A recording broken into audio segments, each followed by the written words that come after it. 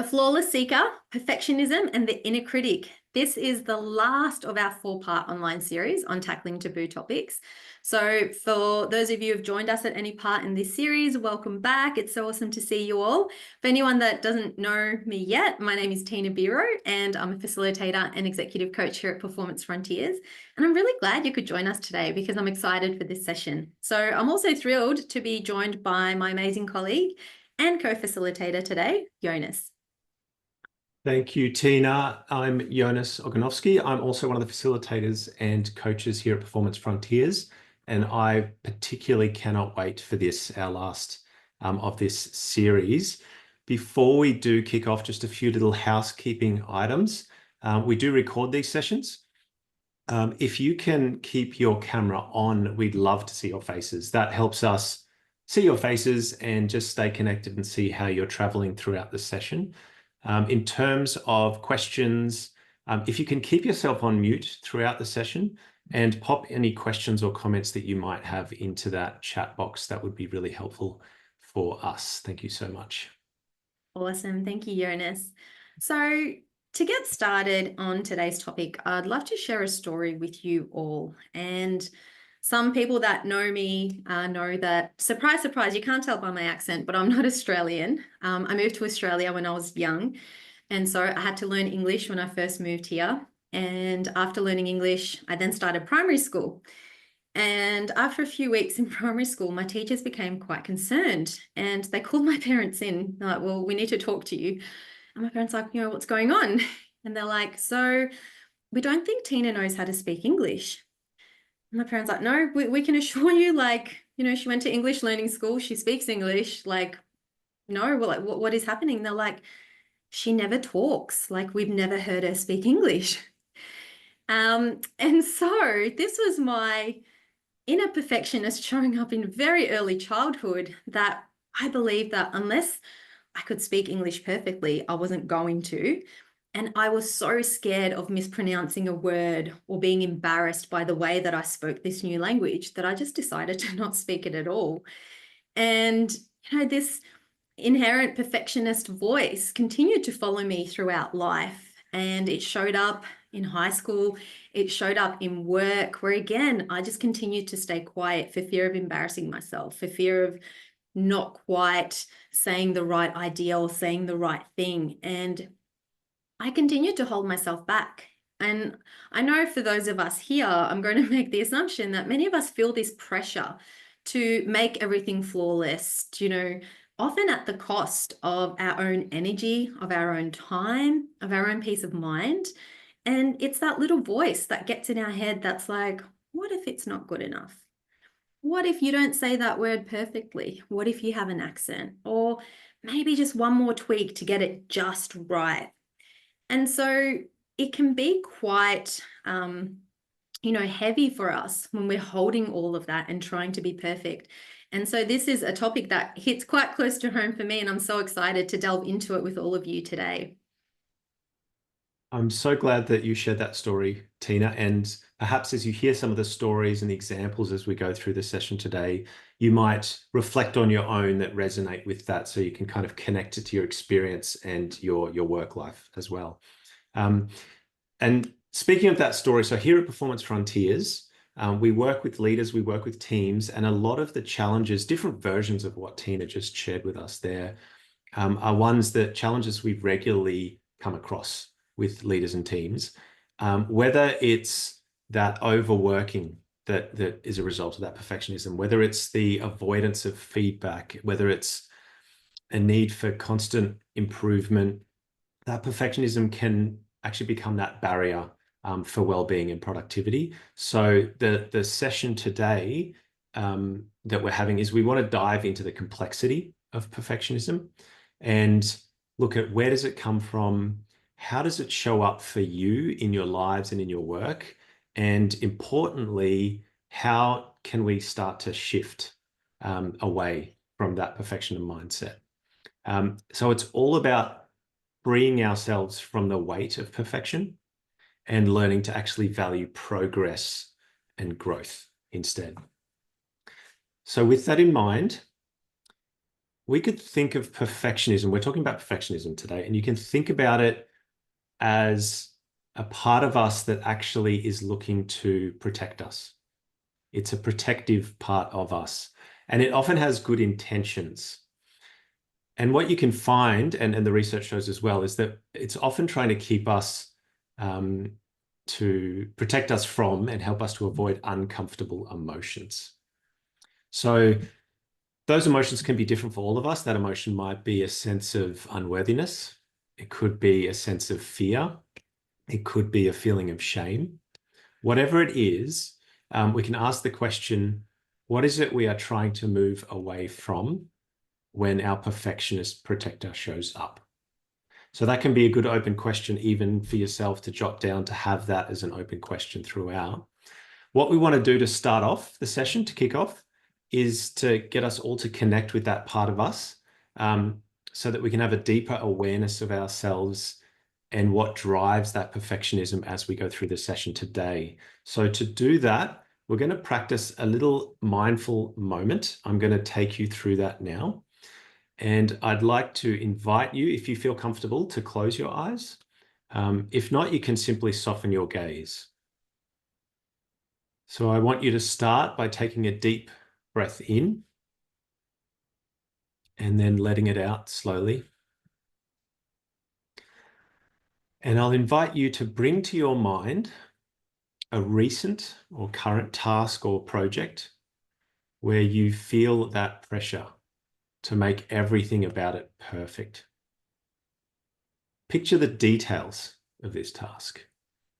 Maybe it's something for work, could be a personal goal, or even one of your everyday small tasks. Now, as you hold that moment in your mind, start to notice any feelings or sensations that come up with that. Where do you feel the weight of perfection in your body? Is it a tension, an excitement? Maybe it's anxiety. You might notice any tightness, whether it's in your shoulders, in your stomach, or somewhere else in your body. And let yourself be curious about that sensation, about that feeling. So without judgment, you're just observing that feeling and sensation arise as it does. Now take another deep breath in. And as you exhale, try to let go of any need to fix those feelings. You're just noticing them. And then when you're ready, you can slowly open your eyes again and bring you back to a sense of calm. And just notice which of those feelings and sensations came up for you just now in that exercise. And keep those in mind as we continue so that it's really grounded for you. And ideally, rather than judge or push away that part, I actually invite you to try something different, which is to silently send a caring reassurance to that activated part, that protective perfectionist that's trying to protect you as we go through the session today.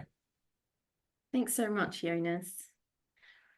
So we've connected to that part of us today, and I'd like to now delve into an analogy. For those of us who've been around young children, some of us are parents, aunties, uncles, step-parents. When the baby first takes its steps, and from most of the time, I've got a son, and I'm sure there are some other parents out here, but if you've been around young kids, what's usually the reaction? That we celebrate it, we cheer them on, we whip out our phones, we record it. We call people over in the household, oh my God, look, baby's taking its first few steps. We send those videos out. It's really celebrated. Now, I may be challenged on this, but to date, I have not had one person report to me that when the baby took its first few steps, they said, oh, you silly baby, you only took 2 steps. That's terrible. That's clearly walking's not for you. I think maybe you should just crawl for the rest of your life, because look at me. I can run across the room. I can take 100 steps, no issues. I don't stumble. I don't fall. Yet, this might be an exaggerated example and we might laugh about it, but often that is the perfectionistic voice. That is that inner critic that follows us as adults and tells us we're not good enough, tells us that 2 steps, that's not perfect. So, let's not try. Let's sit down. Let's crawl, so to speak. And it can really impede our growth. And I'm really curious for all of you, where does perfectionism show up? Where do you notice that voice holding you back? I'd love for us to type it into the chat and let's see what comes up. Because I know I quite often hear, and usually it's a great indicator of, when people say, I can't do that. So often we hear, I can't draw, or I can't sing, I can't dance, I can't do that project. I can't put my hand up for that, so I won't. And sometimes it can be really subtle, sometimes it can be more obvious, but it's that perfectionistic voice that we want to try and catch, because that's what ends up holding us back. We've got some people saying new tasks at work when doing a new big work task in many places, but most consistently my appearance. Yeah. Everywhere. Thank you for sharing, because it's going to manifest in different ways for all of us, and that's what that muscle that we want to expand is to learn how to catch it, to recognize it and catch that. So on that note, we would love to invite you to create your own definitions of perfectionism. So in just a few words, how would you describe or define perfectionism? And that might be related to the way that it shows up for you. But think about times in your life where you've noticed this tendency or where you've heard that voice.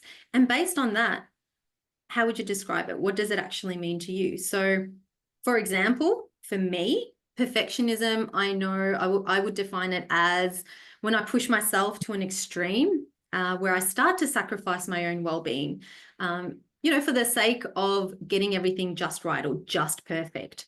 That would be my version of it. But I'm curious to hear other people's. Every time I have to inject my son with life-saving medication,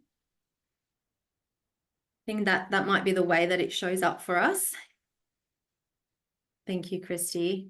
120% effort in all tasks. Yes. Oh, lovely. Christy's got a good example of a good environment where 80% is enough. Yeah, I love that. Perfectionism, unattainable, so why we worry about trying to achieve it? Absolutely, Georgia. It is. We do want to define it to further help us understand what it is. And so for the purpose of the webinar, we want to land on this definition to bring us all onto the same page, that perfectionism is a relentless drive to achieve high standards, often motivated by fear of failure or rejection. And it's a belief that our worth is tied to what we produce and how others perceive it. Now, I really want to sit with that for a little bit. It's that belief that our worth is tied to what we produce. So it's tied to something outside of us, something outside our control, and how others perceive it. And I want us to hold on to that, because that does feel quite heavy, and see if we can start to untangle ourselves as we go through the webinar, as we develop our awareness, and when we get to the strategies around what might work to start to pull that apart for us, and that we stop placing our worth and our belief in that it's tied to something that is out there and not in here.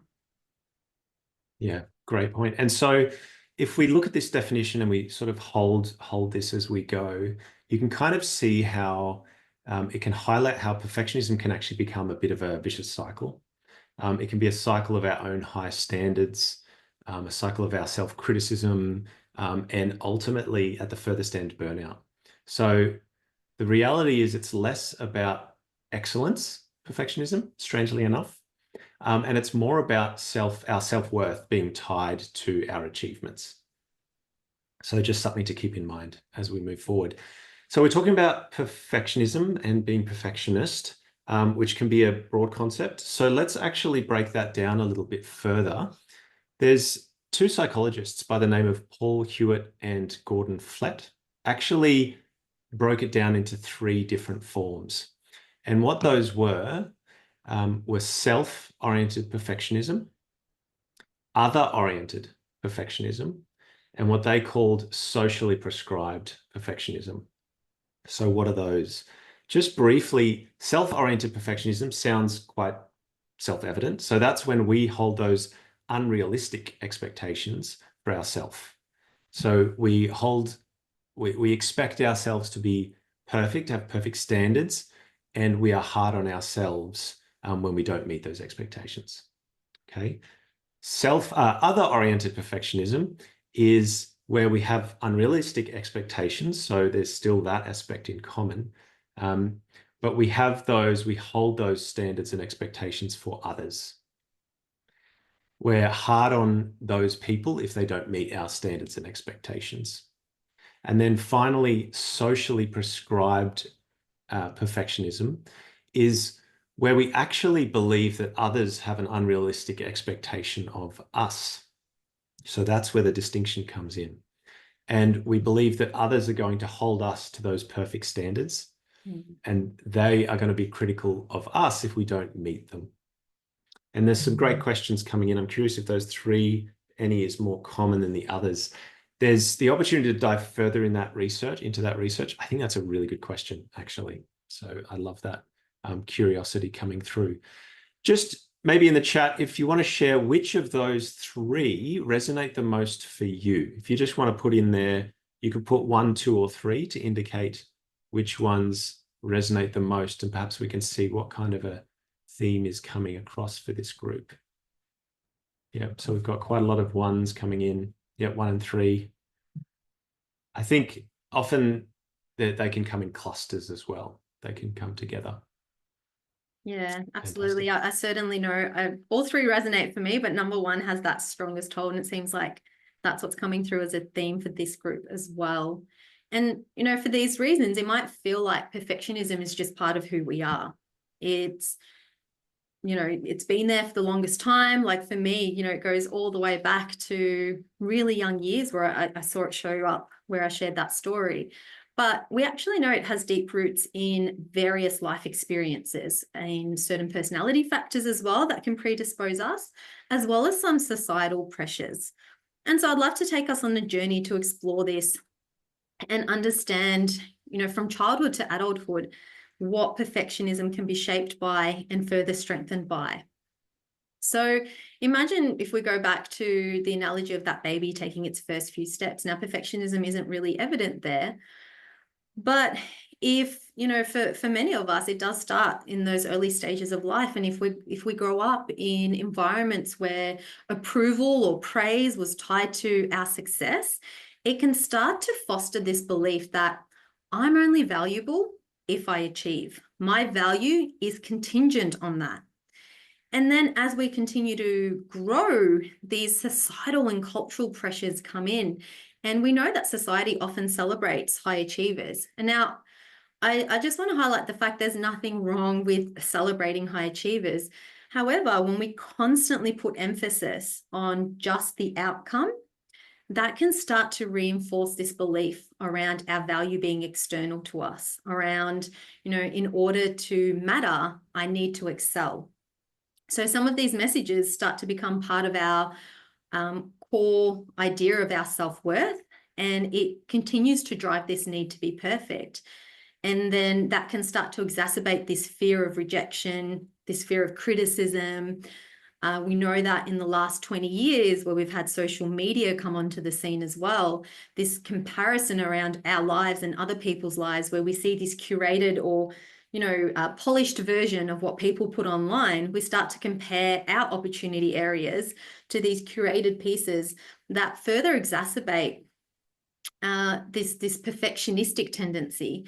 And we get caught in this comparison trap where we start to push ourselves and really set these impossible standards in our own lives. And they only continue to get in the way of our growth and prove to be a barrier. And we know that in certain school contexts where, again, the system is set up in a way that further fosters this belief. There's typically high pressure environments. We have to do well. Again, that's reinforced. And then we move into workplaces that continue to reinforce that message, where we reward the best. We might even find environments or cultures where mistakes are discouraged. And again, that reinforces that fear of failure. And so it further strengthens that learnt behavior of perfectionism. And in these settings, we can see why over time it just becomes to get stronger and stronger over how it shows up and how it manifests in our lives. And so understanding where it comes from and the different bits of our journey that have contributed to it can really help us recognize that it's a learnt behavior and it was influenced by so many different factors. But the good news is, because it is a learnt behavior, it's something that we can gradually start to unlearn. And so, as I mentioned earlier, we want to start to untangle from that. We want to start to unlearn some of these things, especially the ones that are within our control. And through recognizing these origins, it's the first step in being able to help shift us towards that more constructive, that healthier approach to success. Exactly. And so as we think about perfectionism in a way that can give us some leverage and agency and what we can do about it, we want to look at the difference between perfectionism and some of the versions that we might be holding and believing that are very similar to perfectionism. So even before coming on to today's session, if like myself, you might have thought, well, I want to do really well. I want to perform well. I have expectations and standards for myself, and I want to care about the work that I produce and deliver. This bit is going to be for you. So we don't want to confuse perfectionism with something else called striving, healthy striving for excellence. And for many of us here, we have that healthy striving. I would argue probably most of us listening. And one of the differences is, for those of us wrestling with perfectionism rather than healthy striving, we're doing our best isn't actually enough for us. We're still holding out for looking for something better. Mm-hmm. And an example might be, we gave examples of life cycles and different stages. If you got 95 on an exam, if you're a perfectionist, you'll be like, well, I didn't get 100. That's 5. That's not enough. I need more. Whereas if you're healthy striving, you might say, wow, I did really well. Maybe I can look at where I can improve. So let's look at this a little bit more in detail. And just to give some context, those of you on the call may have heard of a social researcher called Brené Brown. That might be familiar for some of you. So she actually looked at the difference between perfectionism and healthy striving. And she talked about some unique differences, and you can see those shared on the screen here. But what we would like to do is, Tina and I are going to take different sides of this to kind of talk you through what this can look and sound like. And if we're honest, I'm probably more perfect at being a perfectionist than Tina is. So what I'll do is I'll talk us through the perfectionism side, and Tina can take us through the healthy striving side of the dimension. How does that sound, Tina? Love it, Jonas. Sounds perfect. Okay, I'll stop with the puns. So as you see here, perfectionism is setting an unachievable high standard, unachievable being the key there. So I set those impossible standards for myself. And because I've done that, I'm often stressed, even feeling overwhelmed, because I actually am at the same time scared that I can't live up to them, because I think deep down I know that I can't. So that's where I sit with. Yeah, absolutely. And on the flip side, healthy striving is setting realistic goals for yourself. And I would add there meaningful goals based on our values. And that might sound like, I set goals that push me, but also they feel doable. And therefore, I'm motivated knowing I can achieve them. Yes. So perfectionism, another dimension of that, is feeling bad about yourself when those standards are not met. So, for example, when I don't hit my standards, I can often have a voice in my head that's like, I'm a failure. I haven't actually achieved what I've set out to here. And frankly, nothing is ever going to be good enough. Yeah, and healthy striving, again, on the other side, is self-focused. And what that means is I focus on what matters to me. My goals come from my values, as I mentioned, not anyone else's. And so they're meaningful to me. And I'm looking at my own growth journey within that. The next piece, the next distinction or difference is that perfectionism will tend to be externally motivated. So I'm so hyper aware of what other people are might be thinking or feeling that I'm really looking outwards at their opinion of me. And at the end of the day, that's not something I can actually control, which can be really draining on me as coming from that perfectionist place. Yeah. And so again, on the flip side, healthy striving, I think I spoke to this before, but is that self-focus. And when we set our goals based around that, it really helps us hone in into what matters. Yeah. So perfectionism is hearing self-criticism and judgment when any type of mistake is made. So frankly, from that perfectionist place, mistakes freak me out. I don't like them. And when they do happen, in my eyes, I feel like they define who I am as a person. So if I can help it, Tina, I'm going to just avoid mistakes at all costs. Ooh, that's heavy. Whereas we know healthy striving is leaning into the opportunity, taking the risk, because that's the price we pay. That's sort of, I heard this saying of like, that's the price of admission for growth, and trying the new activity, knowing that we will learn something new in the process, regardless of the outcome. And so we don't place any judgment around that.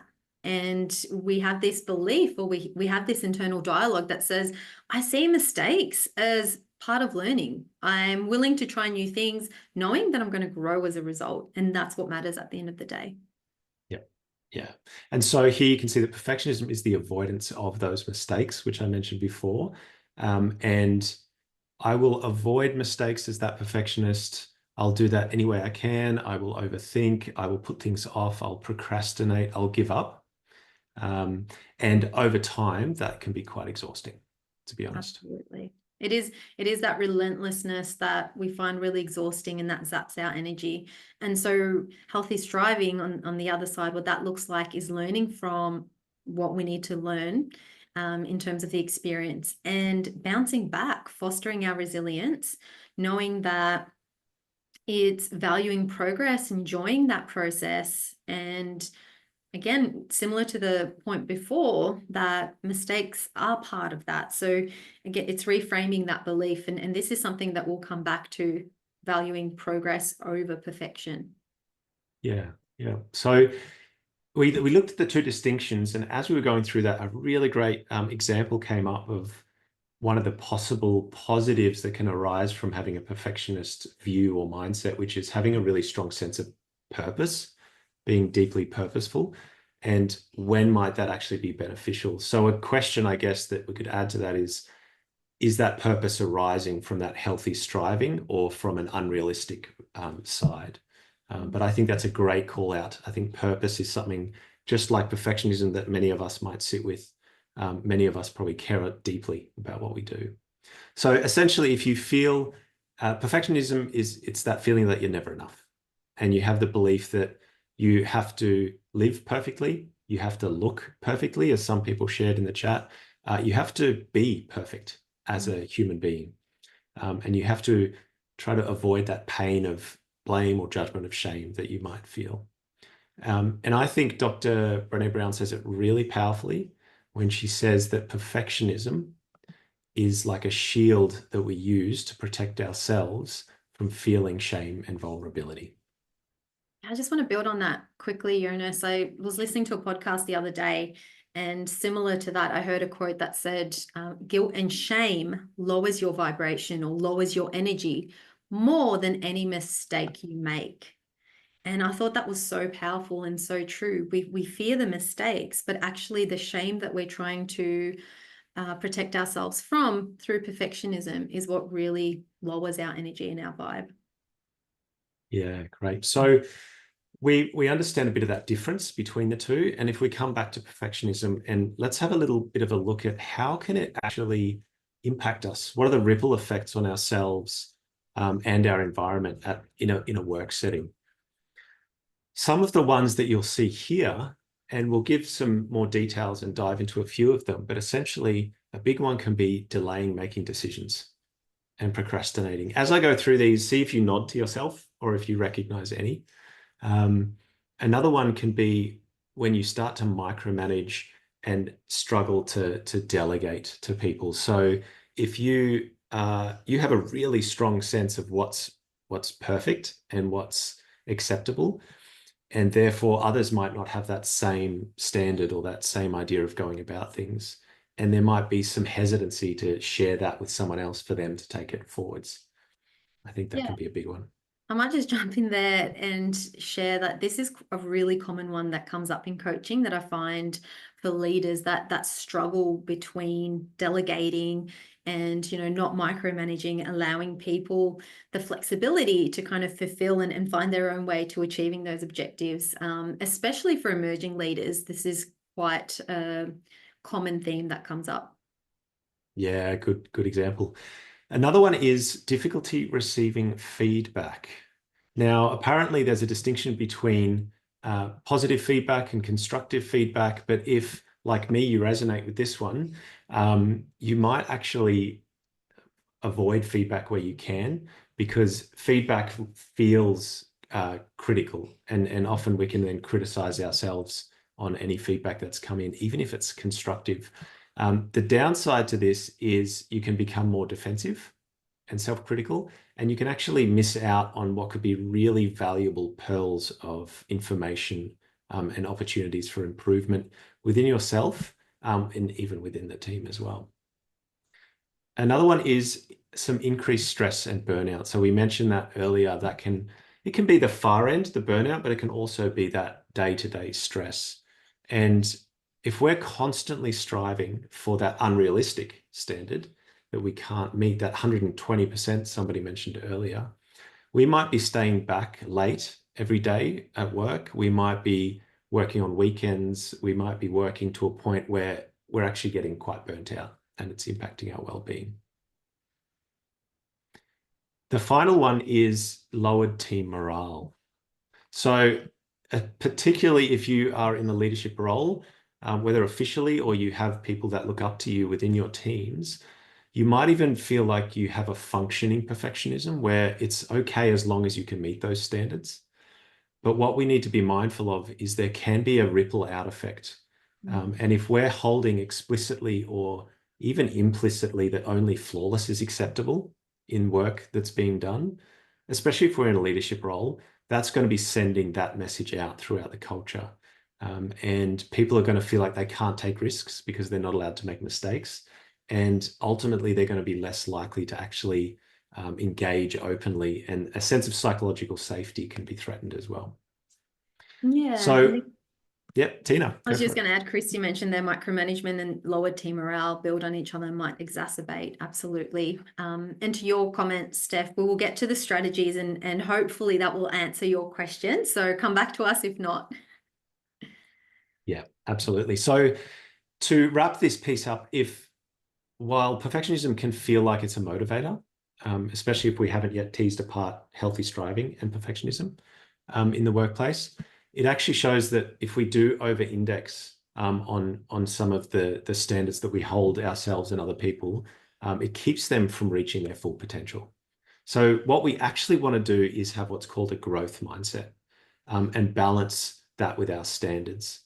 So some of you might know what we mean by growth mindset. Some of you maybe not as much, but essentially what we mean by growth mindset here is that it's a deep belief that we have the abilities and the intelligence to be able to develop throughout our lives through effort and learning and perseverance, that we actually can change and develop as humans. We can grow so that we can have that full inherent potential.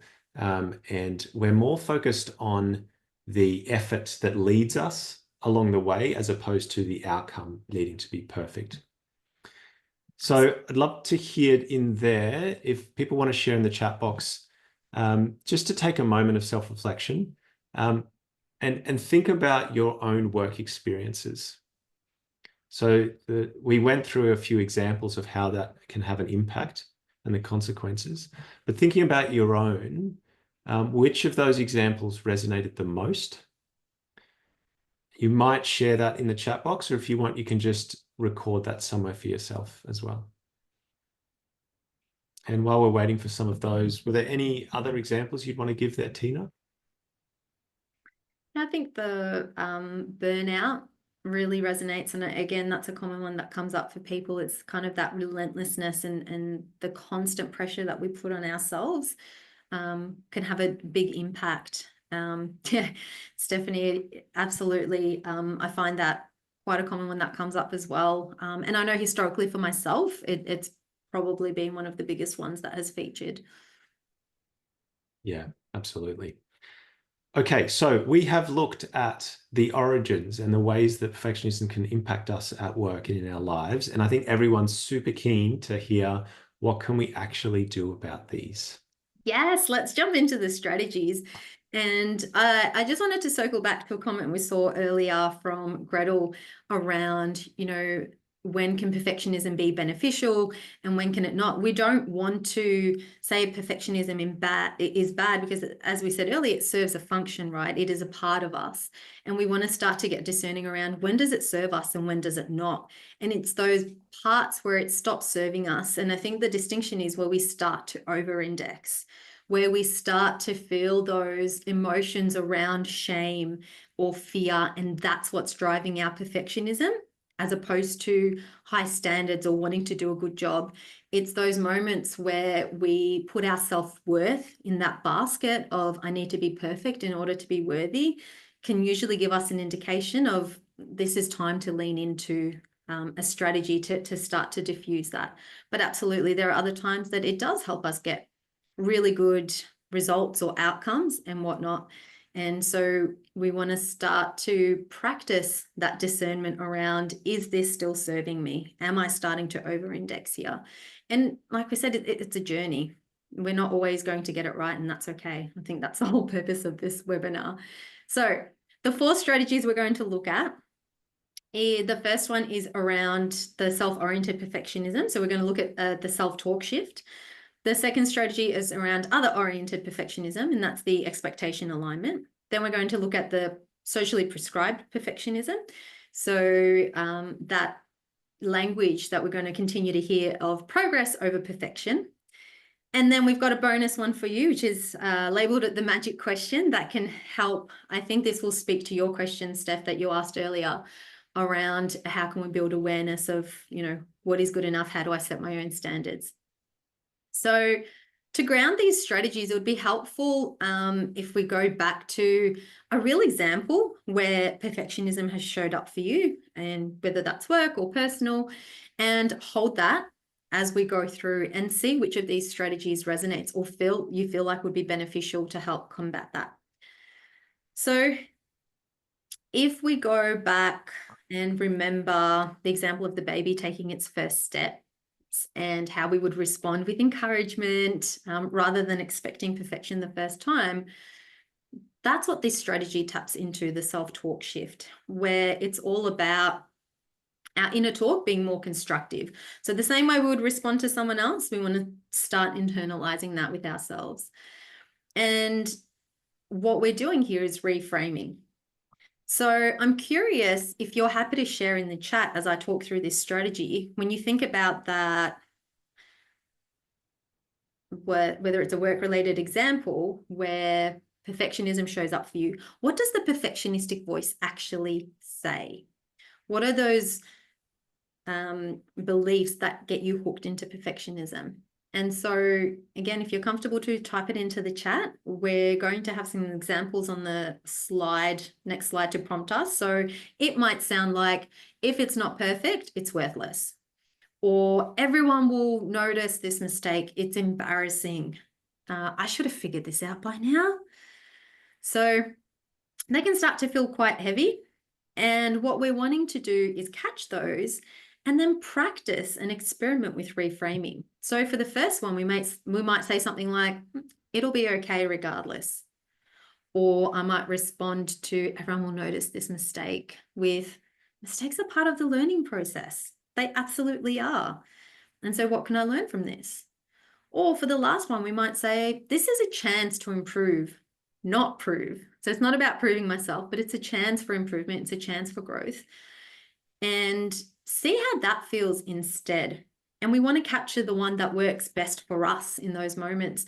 And a point that I just want to highlight here is that the reframe has to be believable for us. So we don't want to reframe it in a way where we reject it, where our brain's like, that's not believable. But what's kind of the next most accessible thought that's more constructive than the perfectionistic voice that we can start to hold, that makes it a little bit less heavy?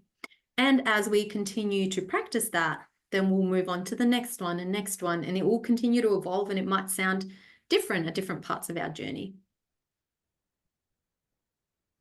Great. So hopefully that resonated for some of you. And just as we go through these strategies, just to note that we'll be sending out the workbook straight after this webinar. So you'll have places to be able to add some more around this and sort of craft the ones that really hit the spot for you as we go. So the next strategy looks at that other-oriented perfectionism that we were looking at before. And this is where, in terms of that other-oriented perfectionism, it often stems from holding those other people to our unrealistic standards based on our ideas and assumptions of how things should be done and how they should look.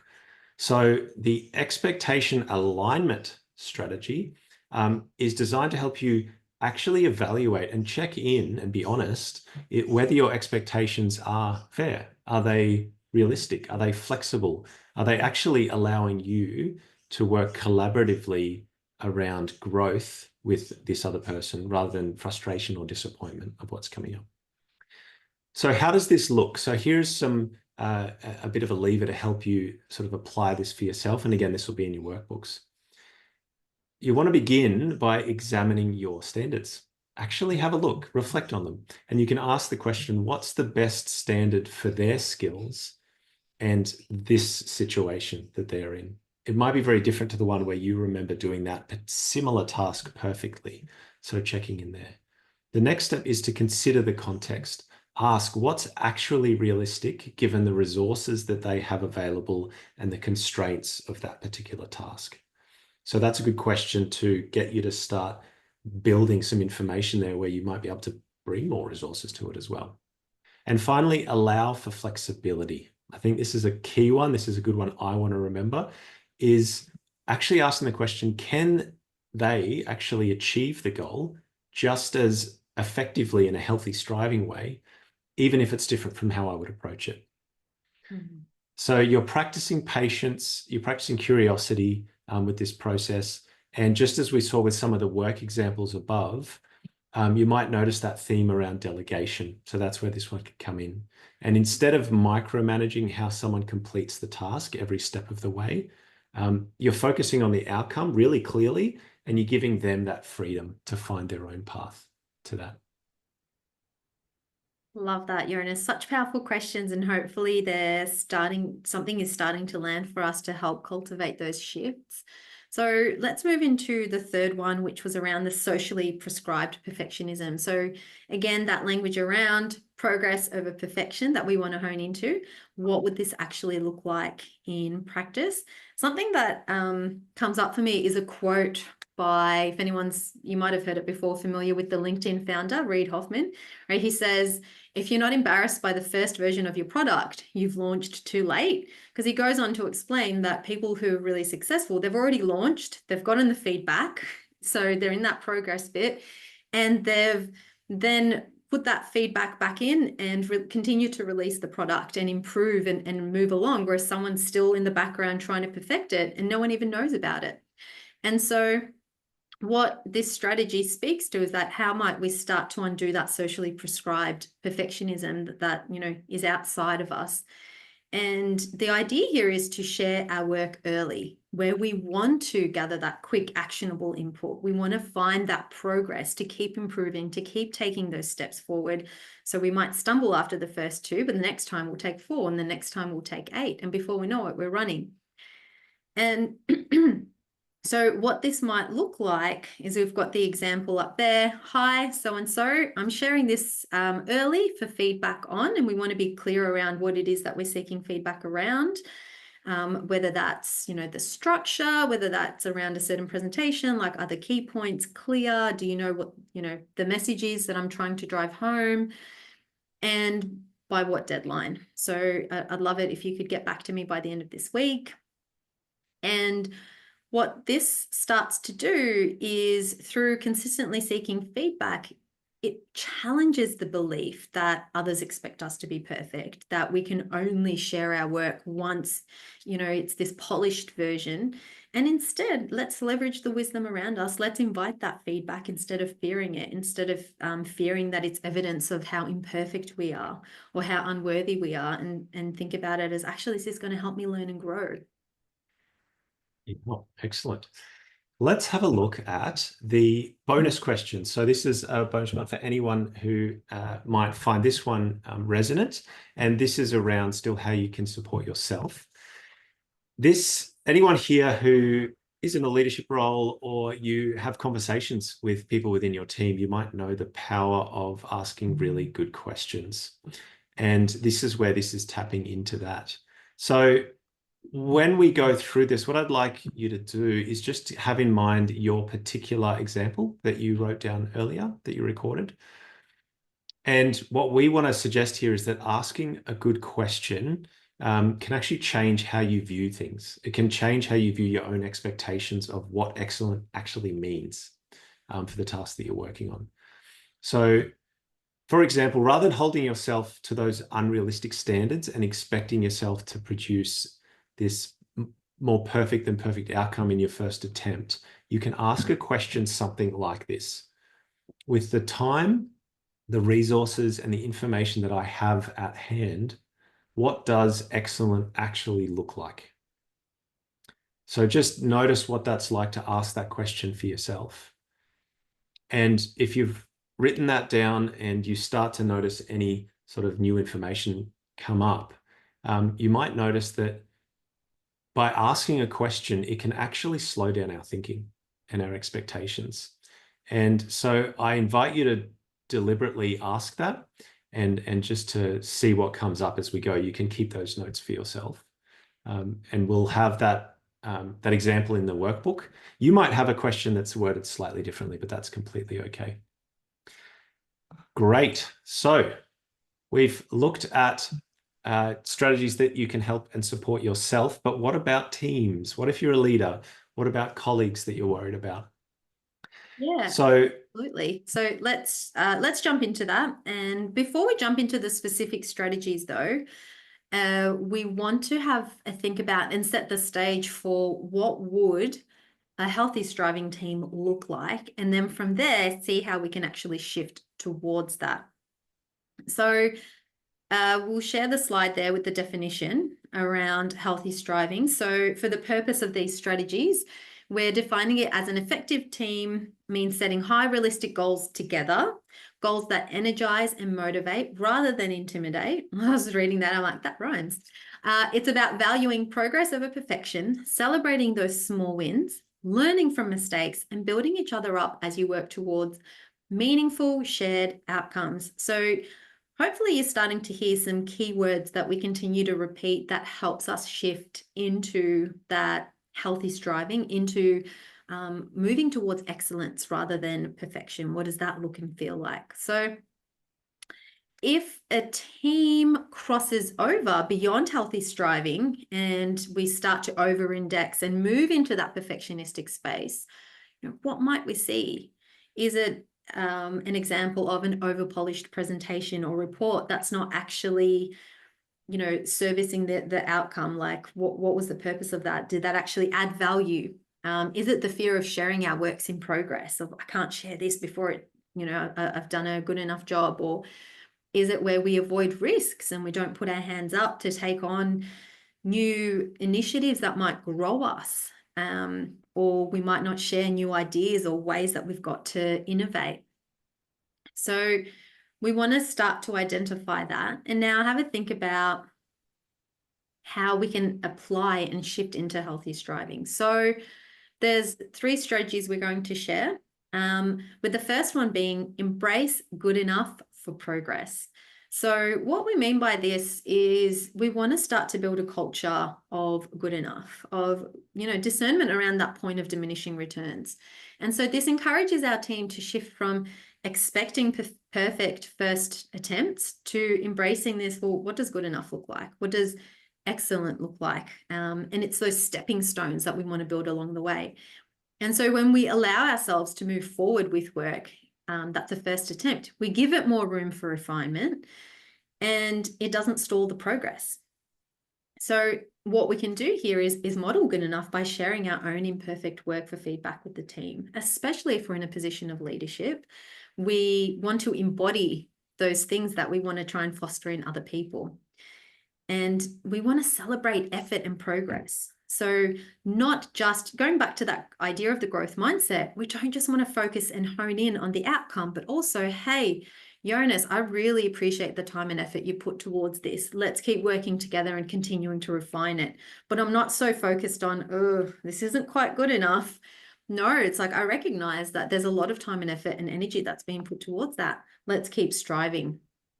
And within that is using language. Our language is so powerful. I don't know if we've heard that expression that our words have power, and being really mindful of the language that we use. So, for example, we've got there, done is better than perfect. But what other language can we start to introduce that counteracts that perfectionistic voice, and shifting away from that into something that's more conducive to our progress, to our growth, to us tapping into our self-belief and our self-worth. Great. So that brings us to our final strategy, which is in supporting other people or your teams, is to share your own almost there moments. So share stories of times. We've talked about the actual sharing of actual imperfection and unfinished progress, but this is around sharing stories, which us as humans are really drawn to and we get a lot of learning from.